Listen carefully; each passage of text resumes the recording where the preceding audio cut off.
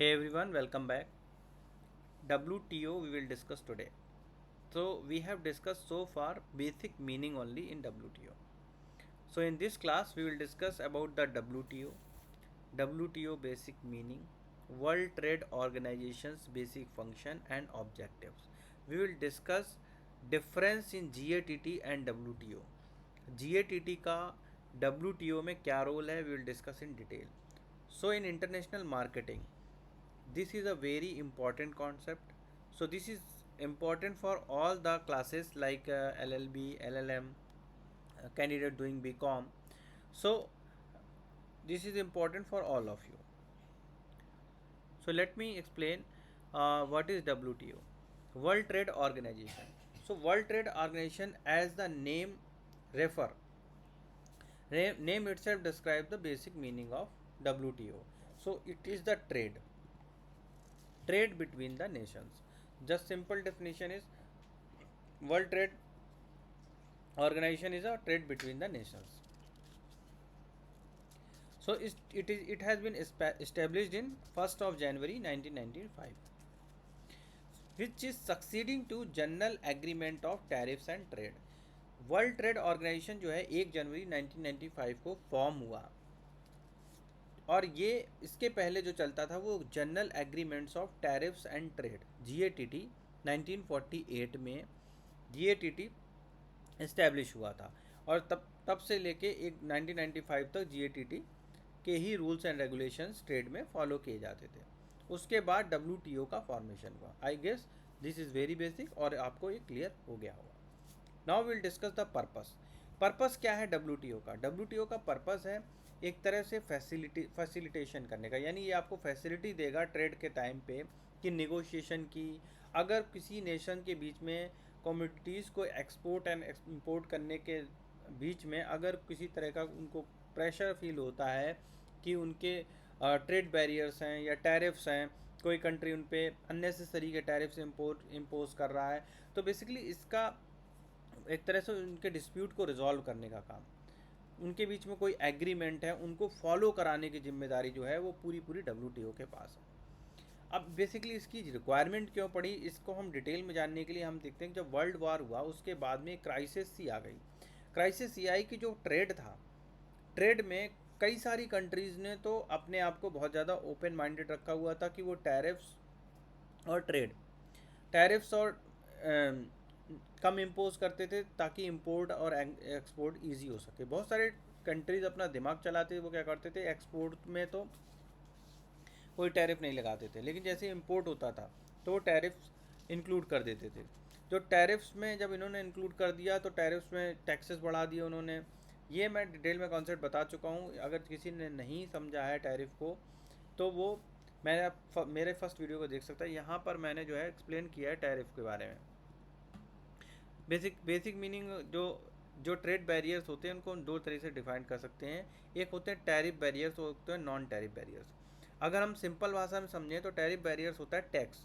जो आप किसी भी कंट्री में कोई गुड्स को इंपोर्ट एक्सपोर्ट करते हो तो उस गुड्स पे जो टैक्स लगता है उसको हम टैरिफ बोलते हैं. तो कई सारे टैक्स के कई सारे पैरामीटर्स होते हैं, जैसे कि टैक्स जो रहता है उस पर स्पेसिफिक ड्यूटी होती है, या फिर ड्यूटी जो होती है टैरिफ बैरियर्स में एड वैलोरम ड्यूटी हो सकती है. टैक्स स्पेसिफिक ड्यूटी जैसे उसके वेट के हिसाब से उस पर टैक्स लगता है. एड वैलोरम मतलब कोई ऐसी स्पेसिफिक चीज़ दे दी आपने कि कोई आर्ट कल्चर का वर्क हो गया, कोई मैन्यूस्क्रिप्ट हो गया, उसका कोई वेट के हिसाब से तो नहीं हो सकता, क्योंकि वो हो सकता है वो काफ़ी महंगा आइटम हो. तो उस हिसाब से उसमें फ़िक्स परसेंटेज होता है कि इस पर इतना फ़िक्स परसेंटेज मार्जिन उसको देना पड़ेगा, तभी आप उस कंट्री में जा कर के ट्रेड कर सकते हो. कंपाउंड ड्यूटी में specific duty plus ad valorem duty दोनों का मिक्सचर होता है कंपाउंड ड्यूटी. इसके बाद स्लाइडिंग रेट होते हैं, जैसे एग्रीकल्चर प्रोडक्ट्स हो गए, एग्रीकल्चर गुड्स हो गए, उन पर स्लाइडिंग ड्यूटी इम्पोज होती है. दूसरा आपका काउंटर व्हीलिंग ड्यूटीज़ होती है. काउंटर व्हीलिंग ड्यूटीज़ में सब्सिडी देती है गवर्नमेंट की, नहीं आप इंपोर्ट एक्सपोर्ट कीजिए आपको सब्सिडी दी जा रही है. इसका रेवेन्यू टैरिफ होते हैं. रेवेन्यू टैरिफ में क्या होता है, जैसे लग्जरी गुड्स होता है उन पर रेवेन्यू टैरिफ अप्लाई होता है. Anti dumping duty. Anti dumping duty क्यों इंपॉर्टेंट है, क्योंकि जब आप कहीं पे भी इंपोर्ट एक्सपोर्ट करते हैं तो इंपोर्ट एक्सपोर्ट करने के लिए आपको क्या क्या करना पड़ता है कि आप डंप करते हैं। जैसे कई सारे कंट्रीज़ क्या करते हैं, जैसे चाइना है, चाइना और इंडिया के बीच में कोई ट्रेड हो रहा है, तो चाइना क्या करता है, अपना माल पूरा डंप कर दिया, यानी कि बहुत सस्ता माल आप इंडिया में अवेलेबल हो गया। अब इंडियन पीपल क्या करेंगे, अगर मैं कोई कंपनी में मोबाइल है वो इंडिया में बन रहा है और वही माल चाइनीज़ जो है वो बहुत सस्ता मिल रहा है, इंडियन मोबाइल जो है वो 10,000 का और चाइनीज़ है 3,000 का, तो लोग कहते हैं सेम फंक्शन है, सेम फीचर है, सेम फंक्शनैलिटी, एक साल ये भी चलेगा, एक साल ये भी चलेगा, यही ले लो। तो इसलिए वो डंपिंग ना कर सके, उसके ऊपर कुछ तरह के एंटी डंपिंग के लिए कुछ ऑफसेट्स लगाती है, कुछ ड्यूटीज़ गवर्नमेंट वहाँ की जो है वो इम्पोज करती है, ताकि वो जो मिलजुल करके ज़्यादा डिफरेंस ना रहे, ताकि जो इंडियन एक्सपोर्ट इम्पोर्ट है, इंडियन कमोडिटीज़ हैं, उनको भी सपोर्ट मिले। तो इसको एंटी डंपिंग बोलते हैं, ठीक है। इसके बाद प्रोटेक्टिव टैरिफ होता है। प्रोटेक्टिव टैरिफ में बहुत हाई ड्यूटी इम्पोज कर दी जाती है प्रोडक्ट्स पे, ताकि डोमेस्टिक प्रोडक्ट को बेचने में मदद मिल सके। Single column tariff, double column tariff और ट्रिपल कॉलम टैरिफ, तीन तरह के टैरिफ और होते हैं। सिंगल कॉलम टैरिफ जो होता है उसमें फिक्स रेट होता है, यानी फिक्स रेट फिक्स होता है कमोडिटीज़ का, कि आप कुछ भी मतलब एक कितना भी उसमें वेट लाओ, कुछ भी करो, लेकिन रेट इतना फिक्स है। डबल कॉलम टैरिफ में एक तरह से नेगोशिएट करा जाता है गवर्नमेंट से दूसरे कंट्री की, कि वो नेगोशिएट के बाद रेट तय होता है, ठीक है। वो लो भी हो सकता है, ज़्यादा भी हो सकता है, as per there mutual agreement वो तय होता है। ट्रिपल कॉलम में ये तीन चीज़ें ध्यान रखी जाती हैं, जनरल रेट है, इंटरनेशनल रेट है और प्रेफर्ड रेट है, ये ध्यान में रखा जाता है। तो अब जो है ये मैंने टैरिफ के बारे में बताया था। नॉन टैरिफ क्या होता है, देखो टैरिफ और नॉन टैरिफ में अगर एक बेसिक सा आपको फंडा याद रखना है कि टैरिफ हमेशा टैक्स की बात करता है, नॉन टैरिफ कभी भी टैक्स की बात नहीं करेगा, वो वॉल्यूम की बात करेगा, क्वांटिटी की बात करेगा, यानी कि उसको क्वांटिटी ऑफ मटेरियल कितना आप इंपोर्ट एक्सपोर्ट कर रहे हो और उसको किस तरह से रेगुलेट करना है, उसके बारे में बात करता है नॉन टैरिफ।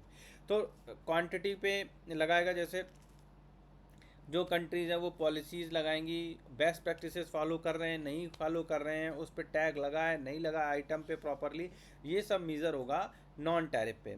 तो इस पर कोटा सिस्टम होता है, टैरिफ कस्टम कोटा है, यूनिलेटरल कोटा है, बाईलेटरल कोटा है, मिक्सिंग कोटा है। इसमें जो टैरिफ कस्टम कोटा है, इसमें import of commodity up to specific volume, उस पर स्पेसिफिक वॉल्यूम जो है वो उतना ड्यूटी फ्री रहता है, उसके ऊपर जो है वो एक्सेस ड्यूटी लगाई जाती है, हायर रेट ड्यूटी लगाई जाएगी कि इतना स्पेसिफिक है, इस पे तो आपको उतना टैक्स देना पड़ेगा। लेकिन अगर आप रूल तोड़ते हो, स्पेसिफिक से ज़्यादा आप ले जा रहे हो, तो आपको आपके ऊपर हाई ड्यूटी इम्पोज होगी। यूनिलेटरल कोटा में क्या होता है, टोटल इम्पोर्ट क्वांटिटी जो होती है वो फिक्स होती है without prior consultation with the exporting countries. आपको एक्सपोर्टिंग कंट्रीज से आपने कोई कंसल्टेशन नहीं किया है, लेकिन आपकी जो इम्पोर्ट क्वांटिटी है वो फिक्स्ड है, तो आप आराम से उतना ले जा सकते हैं। आपको कोई भी एक्सपोर्टिंग कंट्री से कोई कम्युनिकेशन करने की जरूरत नहीं, कोई कंसल्टेशन की जरूरत नहीं है। बाईलेटरल में क्या होता है, आप कोटा तो फिक्स होता है, लेकिन नेगोशिएशन करने के बाद कोटा फिक्स होता है। तो इसमें इंपोर्टिंग कंट्री जो होती है एक्सपोर्टिंग कंट्री से नेगोशिएट कर सकती है और कम में मनवा सकती है, ज़्यादा मनवा सकती है, जैसा है वैसा कर सकती है। मिक्सिंग कोटा इन दोनों का मिक्सचर होता है। तो यहाँ पे इंपोर्टिंग लाइसेंस होता है, किस तरह से कि आपके पास लाइसेंस है कि नहीं है वो चेक होगा। फिर यहाँ पे टीबीटी होता है, ट्रेड बैरियर्स होते हैं। ट्रेड बैरियर क्या होते हैं, वो रेगुलेशंस आपने फॉलो की नहीं की है, लेबलिंग की है, पैकेजिंग की है, कॉस्टली तो नहीं बेच रहे हो, इस तरह की चीज़ों को मीज़र किया जाता है। देन सैनिटरी एंड साइटोसैनिटरी मीज़र्स होते हैं, एसपीएस। वो ये मेनली फूड सेफ्टी के पर्पस से ध्यान में रख के बनाए जाते हैं कि आप फूड सेफ्टी, एनिमल हेल्थ की सेफ्टी, प्लांट की जो हेल्थ है उनका स्टैंडर्ड फॉलो किया जा रहा है नहीं किया जा रहा है। फिर सब्सिडी देती है जो गवर्नमेंट, उसको ध्यान में रखा जाता है कि डोमेस्टिक माल जो है उसको सब्सिडी मिले और वो ज़्यादा इम्पोर्ट एक्सपोर्ट हो। फिर custom procedure and administrative requirements होते हैं, ये बड़ा थोड़ा टिपिकल होता है कि वहाँ के जो कस्टम होते हैं वो कैसे हैं, और उनको आपने जो पता है कि एडमिनिस्ट्रेटिव वर्क होता है, तो वहाँ पे आपको कस्टम में अपना रिच बढ़ाना पड़ेगा और आपको देखना पड़ेगा। तो वहाँ की जो गवर्नमेंट है उसके साथ आपको पैचअप करना पड़ेगा, रेगुलेशंस करना पड़ेगा, ताकि आपके एडमिनिस्ट्रेटिव प्रॉब्लम्स आपको ना का सामना ना करना पड़े। तो वहाँ पे जो है कस्टम प्रोडक्ट्स और एडमिनिस्ट्रेटिव रिक्वायरमेंट्स को देखने के लिए जो लेंदी कस्टम प्रोसीजर्स होते हैं, ब्यूरोक्रेटिक्स होते हैं, रेड टैप टाइप की चीज़ें कि एकदम से पाए और बोला नहीं आपने तो इलीगल सप्लाई की है वो, तो इस तरह से चीज़ों से निपटना पड़ता है। फिर करेंसी मैनिपुलेशंस हैं, ये नॉन टैरिफ हो गया। तो टैरिफ और नॉन टैरिफ में बेसिक सा डिफरेंस, टैरिफ मतलब टैक्स और नॉन टैरिफ मतलब उसकी क्वांटिटी को, उसके वैल्यूम को किसी भी तरीके से इफेक्ट करना, तो वो नॉन टैरिफ में आ जाता है। अब हम डब्ल्यूटीओ की बात कर रहे थे, तो मैंने यहाँ पे टैरिफ और नॉन टैरिफ के बारे में ईजिली आपको समझा दिया है। तो इसका पर्पस क्या है कि निगोशिएट करना, ट्रेड डिस्प्यूट को रिजॉल्व करना और ट्रेड को इन्फोर्स कराने के लिए अगर उसको मेंबर कंट्रीज़ के साथ में कुछ आर्ग्यूमेंट करनी पड़ती है, उनके एग्रीमेंट को इन्फोर्स कराना। अगर कोई एग्रीमेंट हो रखा है तो इन्फोर्स कराना पड़ेगा, ठीक है। इससे रिलेटेड अब क्या था कि जो डब्ल्यूटीओ फॉर्मेशन हुआ, इसके फॉर्मेशन की एक हिस्ट्री है कि डब्ल्यूटीओ से पहले क्या था। तो डब्ल्यूटीओ से पहले जीएटीटी था, और जीएटीटी जो है 1948 में ये जीएटीटी जो है आया। तो यहाँ पे जो 1942 general agreement of tariffs and trade बोलते हैं इसको। यहाँ पे इसकी जो हिस्ट्री है वो ये पूरी मैंने एक टेबल में अच्छे से एक्सप्लेन करने की कोशिश की है, इसको मैं समझा देता हूँ। हिस्टोरिकल बैकग्राउंड क्या था, 1947 में कई राउंड ऑफ टेबल्स मीटिंग हुई जीएटीटी से डब्ल्यूटीटी तक के बीच में। वर्ल्ड ट्रेड ऑर्गेनाइजेशन डब्ल्यूटीओ तक, जीएटीटी से डब्ल्यूटीओ तक कई सारे राउंड ऑफ टेबल्स मीटिंग हुई। उसमें क्या क्या डिस्कशन हुए वो बताता हूँ यहाँ पे, हिस्टोरिकल बैकग्राउंड क्या हुआ इसका।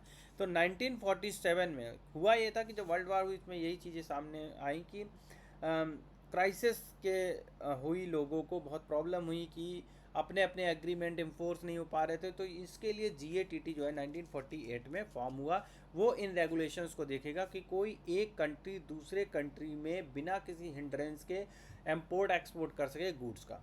अब हिस्टोरिकल बैकग्राउंड क्या था, इन 1947 में सबसे पहले जेनेवा में राउंड टेबल मीटिंग हुई, और इस पे जो मैटर डिस्कस हुआ वो टैरिफ को लेकर ही था कि बहुत सारे कंट्रीज़ को टैरिफ को ज़्यादा लग रहा था कि टैरिफ जो है, ये टैक्सेस जो है उन पे टैरिफ मैंने बता दिया कितने तरीके के होते हैं, और टैरिफ क्या होता है, tariff is mainly for the tax.